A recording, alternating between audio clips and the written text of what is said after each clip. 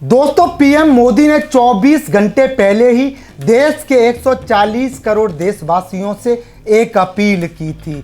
उधर सनकी तानाशाह किम जोंग ने संविधान में संशोधन कर दिया है। अमेरिका इजराइल जो है ईरान को जड़ से खत्म करने का प्लान बना रहे हैं। दोस्तों एक तरफ पीएम मोदी भारत के लोगों को चेता रहे हैं, दूसरी तरफ नॉर्थ कोरिया के संविधान में संशोधन हो रहा है।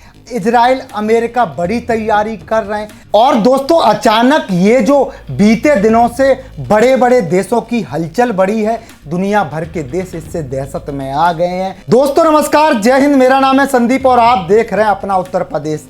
दुनिया के सबसे बड़े सनकी तानाशाह ने इस बार जो अपने संविधान में संशोधन किया है, उस खबर को सुनकर दुनिया भर के देश, दुनिया भर के लोग हैरान रह गए हैं। यानी अब किम जोंग को कुछ भी हुआ, किसी भी देश ने उन्हें धमकाने की कोशिश की, किसी भी दुनिया की सबसे बड़ी ताकत ने किम जोंग उनको मारने की कोशिश की, सत्ता से हटाने की साजिश रची, तो उत्तर कोरिया जो है जंग नहीं लड़ेगा, सीधा परमाणु हमला हो जाएगा। यानी सनकी तानाशाह को अगर किसी ने मारने की कोशिश की तो उत्तर कोरिया का जो परमाणु शक्ति है, परमाणु हथियार है, अपने आप एक्टिवेट हो जाएगा। दोस्तों क्या सच में कुछ बहुत बड़ा होने वाला है? क्यों दुनिया भर के जो देश हैं अलर्ट पर आ गए हैं? क्यों पीएम मोदी भारत के लोगों को चेता रहे हैं? क्यों किम जोंग उन ने अपने देश के संविधान में संशोधन कर दिया है? और क्या तैयारी अमेरिका इजराइल इस समय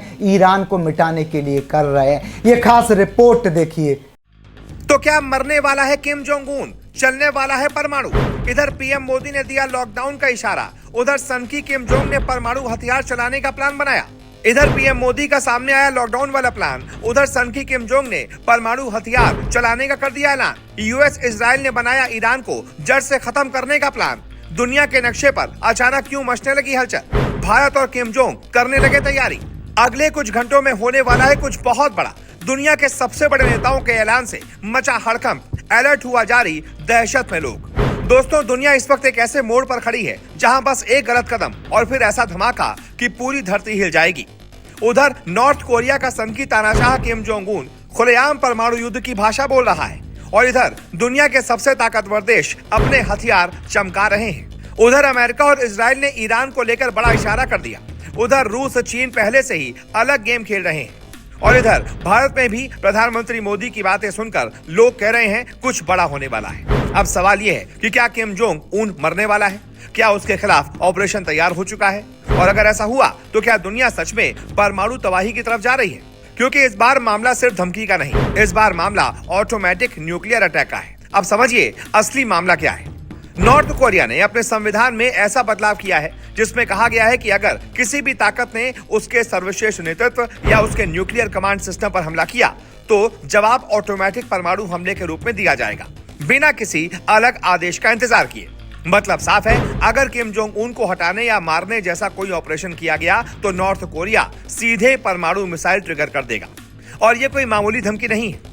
नॉर्थ कोरिया के पास वो मिसाइलें हैं जिनकी रेंज 10,000 से 15,000 किलोमीटर तक बताई जा रही हैं, जिससे अमेरिका के भी कई शहरों तक दाग संभव है। दूसरी तरफ अमेरिका और इजराइल ईरान को लेकर खुलेआम कहते रहे हैं कि उन्होंने बड़ा प्लान तैयार कर रखा है, और ईरान की ऊर्जा नीतियों में आए बदलाव ने दुनिया के तेल बाजार को हिला दिया है। इतना ही नहीं, रूस और चीन भी अपनी सीमाओं पर बेहद संजीदा रुख अपनाए हुए हैं। तो यूरोप में नाटो अलर्ट पर है, और एशिया में जापान और दक्षिण कोरिया भी मिसाइल डिफेंस सिस्टम को एक्टिव कर चुके हैं। असल में ये खेल अब डिजिटल, सैन्य, आर्थिक और रणनीतिक चारों मोर्चों पर एक साथ चल रहा है।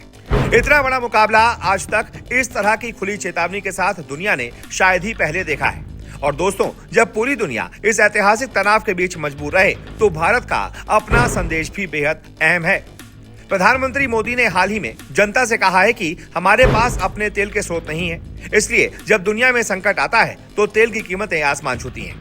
उन्होंने देश से अपील की है कि पेट्रोल डीजल की खपत कम करें, जहां मेट्रो और पब्लिक ट्रांसपोर्ट है उसका उपयोग ज्यादा करें, कार पूलिंग और इलेक्ट्रिक वाहनों का इस्तेमाल बढ़ाएं, अनावश्यक विदेश यात्राएं टालें, सोने की खरीद को कम करें ताकि डॉलर और विदेशी मुद्रा बचाई जा सके। देखिए दोस्तों, जब देश का प्रधानमंत्री खुलकर जनता से कहता है कि तेल डीजल बचाओ, विदेशी मुद्रा बचाओ, खर्च पर संयम रखो, तो इसका मतलब सिर्फ एक ही है, सरकार भविष्य के बड़े आर्थिक झटकों का इशारा दे रही है। क्योंकि जब युद्ध का संकट बढ़ता है, तेल महंगा होता है, डॉलर की कीमत उछाल मारती है, तो सबसे पहले हर देश को अपने घर की अर्थव्यवस्था को सजग करना पड़ता है। भारत पहले से ही महंगाई से जूझ रहा है और अब जब वैश्विक तनाव में तेल का संकट बढ़ रहा है तो मोदी की ये अपील कोई मामूली सलाह नहीं बल्कि तैयारी का संकेत है। अब सीधे शब्दों में समझिए, अगर नॉर्थ कोरिया ने परमाणु नीति को ऑटो रिप्लाई की तरह सेट कर दिया और अमेरिका, इजराइल जैसे देश ईरान को जोरों से घेरे हुए हैं, तो इसका असर सिर्फ विदेशों पर नहीं रहेगा। ये असर तेल और गैस की कीमतों पर, हर देश की अर्थव्यवस्था पर, वैश्विक व्यापार और सप्लाई चेन पर और सबसे बड़ी बात, आपके घर की जेब पर भी पड़ेगा।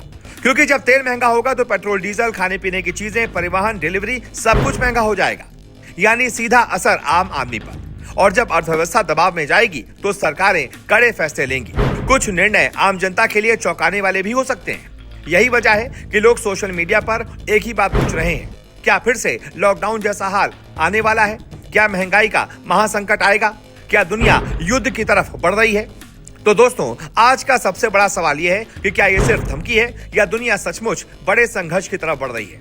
एक तरफ नॉर्थ कोरिया ने परमाणु बटन को सीधे जोड़ दिया है, दूसरी तरफ अमेरिका, इजराइल, ईरान की ओर बड़ा कदम उठा सकते हैं और तीसरी तरफ भारत जैसी बड़ी आबादी वाला देश खुद जनता को तेल बचाने, खर्च कम करने की अपील कर रहा है। यानी सारी दुनिया तैयारी के मोड में है। अब आप बताइए, क्या विश्व युद्ध की नौबत आने वाली है? क्या भारत को अर्थव्यवस्था के लिए सच में तैयार रहना चाहिए? क्या जनता को संयम रखना चाहिए? कमेंट में अपनी राय जरूर लिखें। वीडियो पसंद आया हो तो लाइक कर दीजिए, शेयर कर दीजिए और चैनल को सब्सक्राइब भी कर दीजिए, क्योंकि आने वाले वक्त में ऐसी दिलचस्प खबरें रोजाना आएंगी और हम सबसे पहले आप तक ये सारी खबरें पूरी डिटेल के साथ पहुंचाएंगे। जय हिंद, वंदे मातरम।